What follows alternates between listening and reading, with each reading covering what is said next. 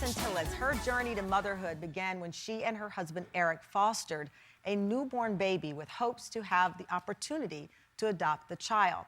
Now, over the next 10 months, Sarah and Eric fell in love with the baby, bonding like a family. But then their hopes came crashing down when the baby was reunited with its mother. In the midst of their deep grief, worrying that their dreams for a child of their own might not come true, another woman came into their life and made a decision that would change Sarah and Eric's life forever. Take a look.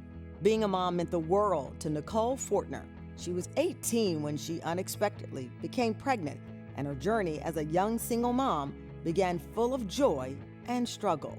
So when her daughter was 13, Nicole received unexpected news. She was pregnant again.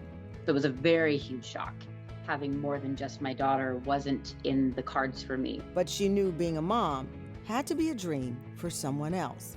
The ability to give somebody that gift was huge. Nicole went to an adoption agency to find the future parents of her baby. I had a huge list of books to go through. It was like 24 potential couples that fit my criteria.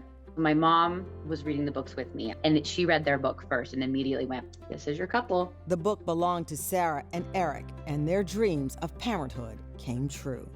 My friends here threw a big shower, and Nicole and her daughter came, and she was really welcomed immediately into our community, into our family. They entered into an open adoption, and not only that, Sarah and Eric made sure when they named their son Griffin, they also honored his birth mother for giving them the ultimate gift. Griffin will always know he's adopted. His middle name is Nico, in honor of Nicole. And Griffin's now the center of an expanded and redefined family, one that's greater and more full of love beyond everyone's dreams. I've never felt more loved in my life than I do in this moment. There's something so profoundly beautiful about this idea that anybody can become your family. Sarah Sentilles, her son Griffin, join us from their home in Haley, Idaho, and Griffin's birth mom, Nicole Fourtner, is here with us in studio. Thank you so much. What a beautiful story.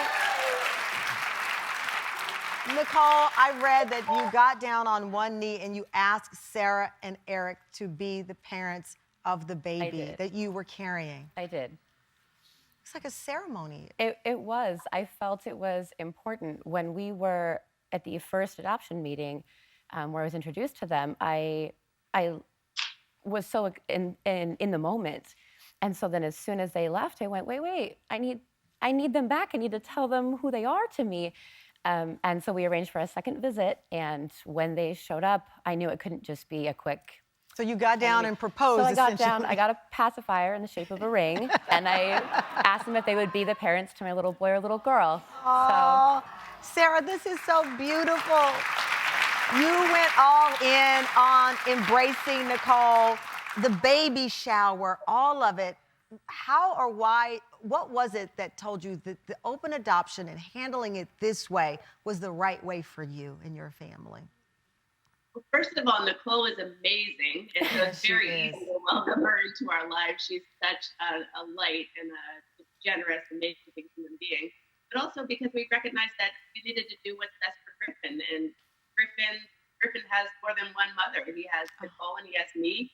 And it's important, I think, for children who are adopted to be able to have access to their full story and their life, where they came from. And I think more family, more love, more people to love this little boy is the best possible outcome for everybody. It is such a beautiful story. Coming up, Griffin's dad, Eric, will join us, and why Sarah says this life-changing experience has redefined what she knows about love. Ladies we love, more after the break. Welcome back. Today we are talking with Ladies We Love, and I'm back with Sarah Sentilles and her son, Griffin. Sarah's husband, Eric, also joins us, and Griffin's birth mother, Nicole Fourtner. They're opening up about their journey with an open adoption. Eric, thank you so much for joining us. I was just talking to Nicole in the commercial break, and what we know is an open adoption is not for everyone. But for those who pursue this is such a fascinating journey. You initially were against the idea. Sarah, I love how deftly you got the baby out of that shot. That's like some real mama skills there. She's like, and here's the baby. I understand. I was actually praising you in my head for holding it that long. Eric, initially you were a little skeptical of an open adoption. I was. We had experienced the foster care system and had been very attached and thought that we were moving toward adoption. And so the relationship with the birth mom in that situation was fraught. And we did the whole training, and they put us into corners to try to figure out where you will land on who wants to be in an open adoption, who wants to be in somewhat open. And I was in the corner that's like, no, no, no, no, no. I want this just to be, quote unquote, our family. And then I realized it wasn't about me. It wasn't about what I wanted or what I needed. It was about how to surround Griffin with the kinds of family and community that would help him thrive.